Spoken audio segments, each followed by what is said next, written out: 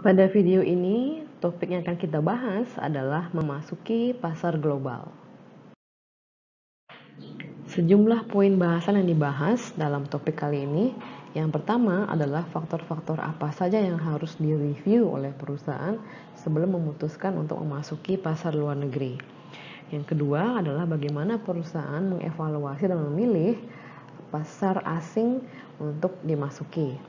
Yang ketiga adalah bagaimana perbedaan antara memasarkan produk di negara berkembang dan di negara maju.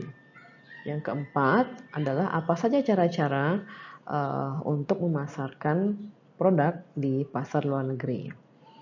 Kemudian berikutnya adalah seberapa jauh perusahaan perlu untuk mengadaptasikan produknya dan mengadaptasikan program pemasarannya ke masing-masing negara tujuan. Berikutnya adalah bagaimana pemasar mempengaruhi efek negara asal. Dan yang terakhir adalah bagaimana perusahaan mengelola aktivitas internasionalnya. Dengan semakin cepatnya komunikasi, transportasi, dan aliran finansial, dunia menjadi terasa semakin mengecil.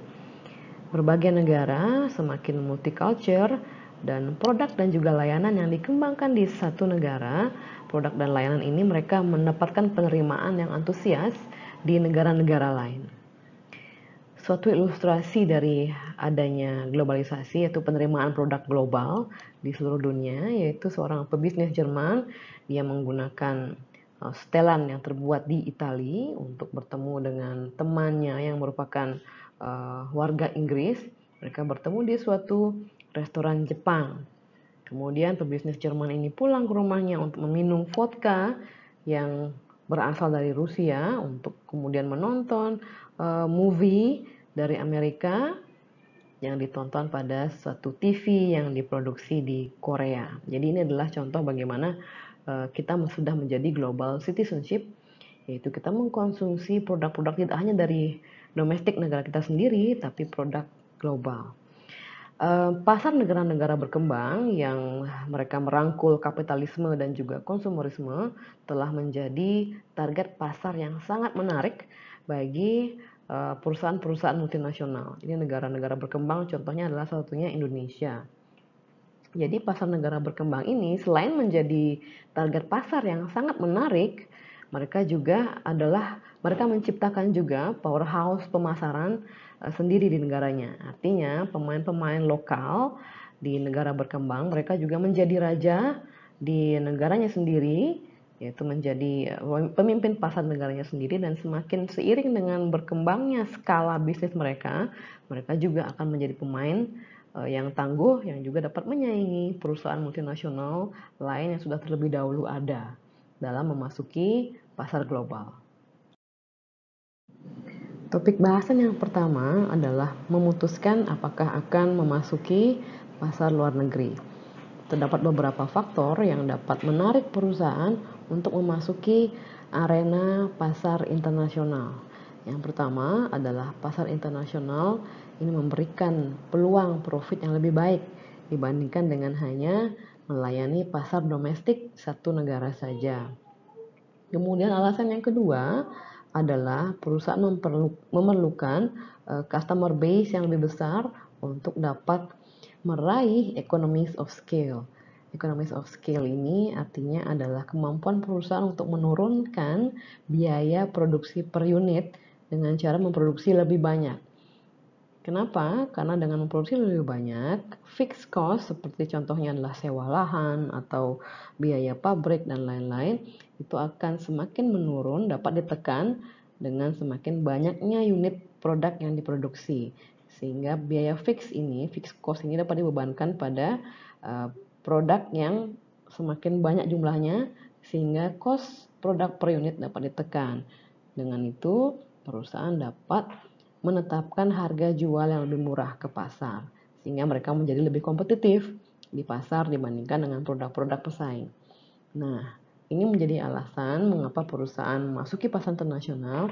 Mereka ingin mendapatkan customer yang lebih banyak, sehingga mereka bisa memproduksi lebih banyak, sehingga mereka dapat meraih economies of scale, menekan unit cost menjadi semakin rendah. Dengan itu harga produk menjadi semakin rendah dan mereka mampu berkompetisi bahkan secara global dengan harga yang dapat ditekan tersebut. Alasan ketiga adalah perusahaan ingin untuk mengurangi ketergantungannya pada hanya satu pasar saja, karena apabila hanya bergantung pada pasar satu negara, apabila negara tersebut mengalami resesi, maka permintaannya akan turun, sehingga ini mempengaruhi juga profit dari perusahaan. Sehingga sebaiknya perusahaan melayani lebih banyak pasar dibandingkan hanya bergantung pada satu pasar saja. Berikutnya, alasan keempat adalah saat perusahaan ini memutuskan untuk melakukan counter attack pada pesaing globalnya di home market dari kompetitor tersebut. Katakanlah di Indonesia, suatu perusahaan lokal Indonesia diserang oleh pemain global dari Thailand misalnya, mereka sangat agresif untuk menarik pangsa pasar dari pemain Indonesia ini. Kemudian untuk melakukan counter attack, perusahaan dari Indonesia ini memutuskan untuk memasuki pasar Thailand untuk menyerang home market dari kompetitor Thailand tersebut, dengan harapan bahwa kompetitor ini dapat menurunkan sedikit intensitas persaingannya di pasar Indonesia.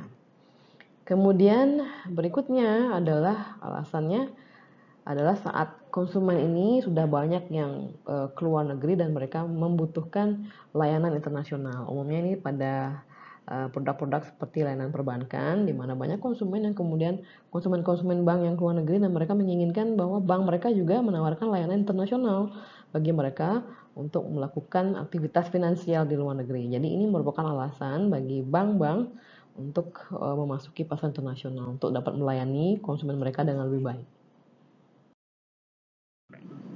Sebelum memutuskan untuk memasuki pasar luar negeri, perusahaan perlu mempertimbangkan beberapa resiko. Yang pertama adalah perusahaan mungkin tidak memahami preferensi konsumen di luar negeri, sehingga perusahaan dapat saja gagal dalam menawarkan produk yang kompetitif dan juga atraktif. Kemudian risiko yang kedua adalah perusahaan mungkin tidak memahami bagaimana budaya bisnis di luar negeri, sehingga ini akan mempersulit perusahaan untuk melakukan interaksi dengan supplier di sana, konsumen, dan juga stakeholder. Kemudian risiko yang ketiga adalah perusahaan mungkin mengunderestimate regulasi-regulasi di negara tujuan pasar mereka, sehingga ini dapat menimbulkan biaya-biaya yang tidak terduga. Contohnya mungkin adalah regulasi seperti local content laws atau hukum lokal konten, di mana perusahaan yang ingin memasuki suatu pasar negara, mereka diharuskan untuk memiliki sedikit lokal konten dalam produknya, sehingga ini juga akan menimbulkan biaya-biaya seperti perubahan bahan baku atau yang lain-lain. Berikutnya adalah risiko berikutnya, perusahaan mungkin tidak memiliki manajer yang memiliki pengalaman internasional, sehingga menyulitkan dalam pengelolaan perusahaan di luar negeri. Berikutnya adalah pemerintah di negara asing yang merupakan tujuan pasar. Mereka dapat saja mengubah hukum-hukum bisnis yang diterapkan di negara tersebut yang mungkin merugikan perusahaan saat sudah beroperasi di sana, atau pasar negara tersebut, atau negara tersebut sedang mengalami revolusi politik yang membuat pasar atau konsumennya memiliki daya beli yang menurun, sehingga juga merugikan operasional perusahaan di sana. Dan mungkin juga pemerintah ini melakukan ekspropriasi, artinya pengambil alihan properti-properti yang dimiliki oleh asing di negaranya karena sejumlah alasan. Jadi hal-hal ini perlu dipertimbangkan bagi perusahaan saat ingin memasuki pasar luar negeri. Poin bahasan berikutnya adalah menentukan pasar mana untuk dimasuki. Jadi pertanyaan yang pertama adalah how many markets to enter, berapa banyak pasar untuk dimasuki. Jadi perusahaan ini perlu menentukan berapa banyak negara untuk mereka masuki dan seberapa cepat mereka perlu untuk berekspansi. Jadi tipikal entry strategi atau strategi masuk pasar adalah ada dua, yaitu pendekatan waterfall atau air terjun dan pendekatan sprinkle atau tabur. Yang pertama, waterfall ini adalah perusahaan memasuki negara-negara tujuan dalam sequence atau bertahap. Jadi memasuki negara A terlebih dahulu, kemudian mereka memasuki negara B, C, dan seterusnya. Di sisi lain, pendekatan sprinkler atau tabur ini adalah saat perusahaan memasuki banyak pasar negara-negara lain secara bersamaan, jadi tidak bertahap. Jadi memasuki negara A, B, C, dan D sekaligus. Jadi saat ini perusahaan-perusahaan, terutama perusahaan-perusahaan yang merupakan perusahaan teknologi intensif, produksi produk-produk yang syarat teknologi seperti smartphone, mobil listrik dan sebagainya, mereka adalah perusahaan yang terlahir global dan mereka memasarkan produk mereka secara langsung ke seluruh dunia dari permulaan, dari awal mereka lahir. Perusahaan seperti Matsushita, BMW, General Electric, Benetton, dan The Body Shop, mereka melakukan pendekatan waterfall dalam melakukan ekspansi. Jadi pendekatan ini memungkinkan perusahaan untuk secara berhati-hati merencanakan rencana ekspansi mereka, dan pendekatan waterfall ini tidak terlalu membutuhkan sumber daya manusia dan finansial sebesar apabila melakukan pendekatan sprinkler. Namun apabila status pionir ini, status sebagai perusahaan yang pertama kali melaunching produk atau status pionir itu sangat dibutuhkan pada suatu pasar, dan juga saat intensitas kompetisi ini sangat ketat di suatu industri, di suatu pasar, maka pendekatan sprinkler adalah lebih baik dibandingkan dengan waterfall. Poin bahasan berikutnya adalah pasar negara maju versus negara berkembang. Jadi kebutuhan-kebutuhan masyarakat di negara berkembang yang belum dapat terpenuhi ini merepresentasikan potensi pasar yang benar-benar luar biasa besarnya, terutama untuk kategori seperti makanan, pakaian, consumer electronics, peralatan, dan lain-lain. Jadi para pemimpin pasar global ini mereka mengandalkan konsumen di negara-negara berkembang untuk menyokong pertumbuhan bisnis mereka. Jadi disajikan beberapa statistik atau data. Yang pertama, Coca-Cola, Unilever, Colgate-Palmolive, Danone, dan juga PepsiCo. Mereka menghasilkan 5% sampai 15% dari total revenue mereka ini adalah merupakan hasil penjualan mereka pada 3 negara berkembang terbesar di Asia, yaitu Cina, India, dan termasuk Indonesia. Kemudian data yang kedua adalah pasar negara berkembang ini membentuk atau terhitung sebanyak 20% dari total bisnis daripada Kraft, dan juga membentuk 40% bisnis dari Cadbury dan 50% bisnis dari Tupperware. Jadi ini merupakan jumlah yang cukup signifikan, porsi yang cukup signifikan pada total penjualan perusahaan-perusahaan multinasional tersebut. Kemudian Nestle mengestimasikan bahwa 1 miliar konsumen di pasar negara berkembang akan mampu menaikkan pendapatan mereka pada 1 dekade ke depan, sehingga cukup untuk dapat membeli produk-produk yang ditawarkan oleh Nestle. Jadi Nestle yang merupakan perusahaan makanan terbesar di dunia, mereka Nestle ini mendapatkan 1/3 dari pendapatan mereka dari konsumen di negara-negara berkembang, dan mereka bertujuan untuk meningkatkan porsi tersebut menjadi 45% dalam 1 dekade dengan statistik mereka sebelumnya, yaitu bahwa akan semakin banyak masyarakat negara berkembang yang mampu meningkatkan pendapatan mereka dalam 1 dekade sehingga mampu untuk membeli produk-produk Nestle. Jadi data-data ini yang disajikan ini adalah merupakan suatu gambaran bahwa konsumen negara berkembang ini sudah menjadi target pasar yang sangat menarik bagi perusahaan-perusahaan multinasional.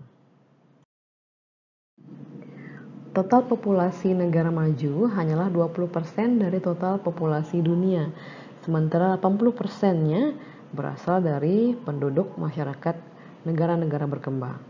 Pertanyaannya saat ini adalah, dapatkah para pemasar multinasional melayani 80% konsumen dari negara berkembang, di mana mereka memiliki daya beli yang jauh lebih rendah dan juga hidup dengan living conditions yang di bawah standar hingga sangat kekurangan. Ketidakseimbangan dalam proporsi populasi antara negara maju dan negara berkembang ini akan semakin memburuk di dekade-dekade ke depan, di mana diprediksi lebih dari 90% pertumbuhan populasi ini akan terjadi di negara-negara yang kurang maju atau negara-negara berkembang. Salah satu contoh perusahaan yang mampu melayani pasar negara berkembang dengan baik adalah Corporation GEO. Jadi mereka membangun rumah untuk para konsumen yang memiliki pendapatan yang rendah di Meksiko. Jadi mereka memasarkan rumah dengan 2 kamar tidur yang didesain secara modular dan dapat diekspand dengan mudah. Jadi produk ini diterima dengan baik oleh pasar di Meksiko karena harganya yang sangat terjangkau dan mudah untuk dibangun. Bagi perusahaan-perusahaan multinasional yang terbiasa beroperasi di negara maju, untuk dapat memasarkan produk di negara-negara berkembang ini tidak dapat mereka terapkan dengan cara business as usual atau melaksanakan bisnis seperti bagaimana biasanya mereka lakukan di negara maju. Karena terdapat perbedaan yang cukup signifikan dalam hal ekonomi dan juga budaya di negara berkembang. Begitu juga dengan infrastruktur pemasaran yang mungkin saja sangat tidak mendukung di negara berkembang ini, dan juga dalam beberapa kasus kompetisi-kompetisi dari perusahaan-perusahaan lokal di negara berkembang ini juga cukup intens. Melakukan cara-cara pemasaran yang tepat di pasar negara berkembang akan membuat perusahaan mampu untuk meningkatkan pangsa pasar mereka. Cara yang pertama adalah dengan menjual produk dengan kemasan yang lebih kecil dan juga harga jual yang lebih rendah. Jadi hal ini sering merupakan suatu hal yang penting saat memasuki pasar di mana pendapatan konsumen rendah, sehingga ini juga berimbas pada ruang rumah mereka yang lebih kecil atau sempit dibandingkan dengan konsumen di negara maju. Contohnya adalah bagaimana Unilever memasarkan deterjen dan sampo dalam kemasan saset di India dan juga di Indonesia dan beberapa negara-negara Asia Tenggara lainnya. Jadi ini merupakan suatu kesuksesan di mana contohnya di India, di rural India, di mana 70% populasi dari India masih tinggal di kawasan rural. Kemudian yang kedua adalah 80% konsumen di pasar negara berkembang, mereka masih membeli produk-produk kebutuhan mereka dari toko-toko kecil atau istilahnya di Indonesia adalah warung-warung. Sehingga implikasinya bagi pemasar multinasional adalah mereka perlu untuk juga memasarkan produk-produk mereka hingga sampai ke warung-warung. Jadi ini merupakan tantangan distribusi bagi perusahaan multinasional saat memasuki pasar negara berkembang. Berikutnya adalah image perusahaan barat atau asing. Ini juga dapat menjadi suatu poin yang membantu mereka dalam memasarkan produk di negara berkembang. Contohnya adalah kesuksesan Coca-Cola dibandingkan dengan lokal cola di Cina yaitu Jian Libao adalah sebagian karena simbol dan nilai dari Coca-Cola ini yang mencerminkan modernitas dan mencerminkan hidup yang makmur. Jadi perusahaan multinasional ini juga di beberapa case perlu untuk menampilkan citra mereka yang merupakan Western brand untuk dapat memperoleh penerimaan di pasar negara berkembang. Negara berkembang tidak hanya menjadi pasar yang menarik bagi perusahaan multinasional dari negara maju, namun negara berkembang ini juga melahirkan kompetitor-kompetitor yang kuat. Jadi contohnya adalah Cina yang setelah mengekspor berbagai macam mobilnya ke Afrika, Asia Tenggara, dan juga Timur Tengah. Tata dari India, Cemex dari Meksiko, dan Petronas dari Malaysia, mereka lahir dari negara berkembang dan kemudian tumbuh menjadi perusahaan multinasional yang sangat kuat yang memasarkan saat ini produknya di berbagai negara. Dalam mengevaluasi potensi pasar, pemasar perlu menyadari bahwa walaupun semakin banyak negara sudah mengintegrasikan kebijakan perdagangan mereka dan juga mengimplementasikan standar yang sama dalam satu regional, contohnya adalah Eurozone. Jadi ini adalah zona perdagangan di Eropa, di mana mereka menggunakan mata uang yang sama, yaitu euro. Jadi, walaupun di region ini mereka memiliki standar dan kebijakan yang sama, namun masing-masing negara di dalamnya mereka masih memiliki fitur-fitur yang unik atau berbeda satu sama lain. Kesiapan masing-masing negara tersebut untuk menerima produk dan layanan yang baru dari pasar luar negeri, dan juga bagaimana daya tarik dari masing-masing negara ini sebagai suatu pasar akan sangat tergantung pada lingkungan demografinya, kemudian lingkungan ekonomi, sosial cultural, lingkungan alamnya, dan lingkungan teknologi, dan juga lingkungan politik dan hukum dari masing-masing negara tersebut. Poin bahasan berikutnya adalah memutuskan bagaimana cara memasuki pasar luar negeri. Terdapat beberapa cara, dari indirect exporting, direct exporting, licensing, joint ventures, hingga direct investment. Kita bahas yang pertama, yaitu indirect export. Jadi indirect export ini adalah mengekspor ke negara lain mempergunakan international marketing intermediary, artinya menggunakan jasa pihak ketiga. Yaitu terdapat beberapa manfaat dari indirect export. Yang pertama adalah investasi yang dibutuhkan tidak terlalu besar. Jadi perusahaan tidak perlu mengembangkan departemen ekspornya di luar negeri, dan juga tidak perlu meng-hire tenaga penjualan di luar negeri dan juga tidak perlu memiliki kontak internasional. Yang kedua, manfaatnya adalah resikonya itu lebih rendah dibandingkan dengan melakukan direct export.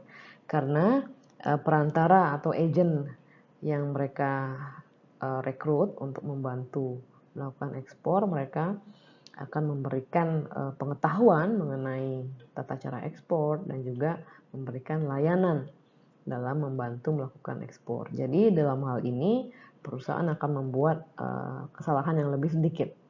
Jadi banyak perusahaan mereka menggunakan indirect exporting ini untuk testing the waters, artinya mereka mengetes bagaimana sih penerimaan dari pasar negara luar negeri terhadap produk mereka. Jadi ini mereka testing the waters sebelum mereka membangun pabrik dan juga membangun infrastruktur yang diperlukan untuk memasarkan produk secara all out di luar negeri. Cara berikutnya adalah licensing. Licensing adalah satu cara yang cukup sederhana untuk dapat melakukan pemasaran internasional. Jadi di sini licensor memberikan lisensi pada perusahaan di luar negeri untuk mempergunakan proses manufacturing mereka, mempergunakan nama merek mereka, mempergunakan paten, rahasia dagang, dan item-item berharga lainnya untuk memperoleh fee atau royalti. Jadi contohnya adalah bagaimana perusahaan yaitu Anheuser-Busch ini memberikan lisensi pada perusahaan-perusahaan produsen bir di berbagai negara untuk dapat memproduksi merek bir keluaran Anheuser-Busch, yaitu Budweiser. Jadi dalam hal ini si pemberi lisensi atau licensor mereka memperoleh atau mereka dapat memasuki pasar negara asing dengan resiko yang kecil.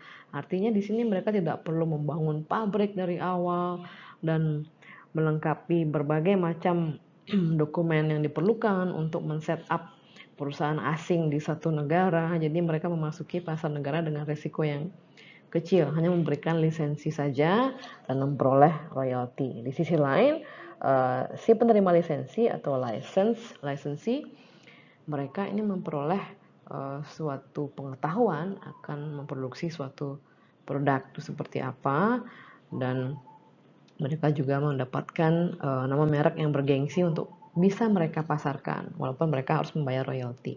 Namun yang perlu dicermati, diwaspadai oleh pemberi lisensi adalah si lisensi ini atau si penerima lisensi ini dapat seiring dengan waktu mereka belajar bagaimana caranya memproduksi produk-produk yang baik, dan juga mereka mengetahui know-how-nya bagaimana, dan akhirnya mereka bisa menciptakan produk yang justru akan menyaingi produk dari si pemberi lisensi. Artinya di sini kesimpulannya si lisensi ini dapat menjadi future competitor bagi si licensor. Jadi ini perlu diwaspadai. Dalam licensing ini, si pemberi lisensi dia memiliki kontrol yang tidak cukup besar terhadap si penerima lisensi dibandingkan saat si pemberi lisensi ini mereka memiliki sendiri fasilitas produksi dan juga tenaga penjualan mereka sendiri. Nah, ini dapat berimbas pada kualitas produk yang dihasilkan oleh si penerima lisensi dan bagaimana cara mereka memasarkan produk itu dapat dikontrol oleh si pemberi lisensi sehingga dapat mempengaruhi persepsi konsumen atas kualitas produk.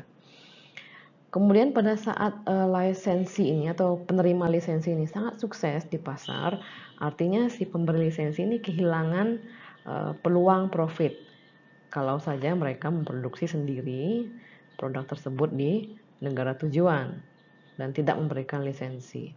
Nah, pada saat kontrak lisensi ini berakhir dan si pemberi lisensi ini dapat kemudian menemukan bahwa si penerima lisensi telah menjadi suatu kompetitor yang handal dengan memproduksi produk mereka sendiri dengan produk yang mirip atau kurang lebih sama karena mereka sudah belajar selama periode lisensi tersebut. Jadi untuk mencegah ini terjadi, pemberi lisensi umumnya memberikan suatu supply yang dimiliki oleh si pemberi lisensi. Jadi menjual produk ingredients atau komponen-komponen tertentu mereka jual kepada si penerima lisensi yang ingredientsnya tidak diketahui. Jadi si penerima lisensi harus membeli komponen produk ini dan juga ingredients rahasia ini dari si pemberi lisensi. Jadi ini untuk menghalangi atau mencegah terjadinya penerima lisensi ini menjadi suatu kompetitor dengan produk tandingan yang sangat mirip. Namun tetap strategi yang terbaik adalah dengan memberikan atau melakukan inovasi terus-menerus sehingga si penerima lisensi ini akan terus bergantung pada si pemberi lisensi. Nah, apabila licensing seringnya dilakukan dengan produk-produk yang berwujud atau fisik seperti bir Budweiser yang kita bahas di slide sebelumnya, franchising adalah tipe licensing yang lebih komplit. Jadi ini umumnya melibatkan produk yang juga berisi jasa atau layanan. Jadi di sini si pemberi franchise mereka menawarkan konsep merek yang komplit juga dilengkapi dengan sistem operasi dari merek tersebut. Sebagai gantinya, si penerima franchise mereka juga ikut berinvestasi di dalamnya dan juga mereka membayarkan sejumlah fee kepada si pemberi franchise atau dikenal juga dengan istilah royalty. Contohnya adalah McDonald's yang memberikan hak franchise kepada berbagai franchisee di seluruh dunia dan juga brand hotel yaitu Ramada. Jadi ini tidak hanya menawarkan suatu produk yaitu hotel tapi juga menawarkan layanan di dalamnya. Sehingga franchise adalah bentuk licensing yang lebih kompleks dan komplit.